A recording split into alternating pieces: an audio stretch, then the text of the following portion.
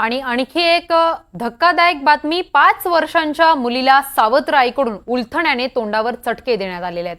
कोल्हापूरच्या कासारवाडी येथील ही धक्कादायक घटना आहे।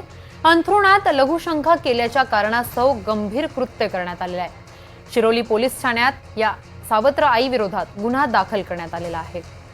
सावत्र आईने चक्क उलथण्याने या 5 वर्षांच्या चिमुकलीच्या तोंडावर चटके दिलेले आहेत।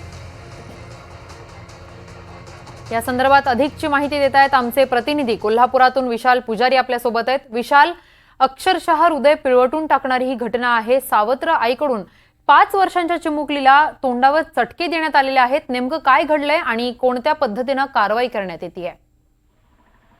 नक्कीच किरण, कोल्हापुरातल्या कासारवाडी या गावातली ही घटना आहे। एका सावत्र आईनं 5 वर्षाच्या मुलीला उलथानानं गरम करून तोंडावर आणि अंगाच्या काही भागांवर चटके दिलेले आहेत। अंथरुणात लघुशंका केल्याच्या कारणास्तव हे जे भयानक कृत्य केलंय ते उघडकीस सध्या समोर आलेलं आहे। शिरोली पोलीस ठाण्यामध्ये या घटनेबाबत गुन्हा नोंद करण्यात आलेला आहे आणि आरोपी महिलेचं नाव जे आहे ते पूजा मगरे असं या आरोपीचं नाव आहे। या महिलेला ताब्यात देखील घेण्यात आलेला आहे।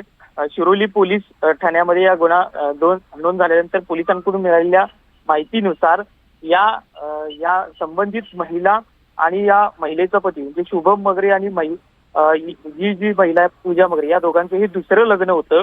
या दुसऱ्या लग्नामध्ये दोघाही या पती पत्नींना यापूर्वीपासून एक अपत्य आहे।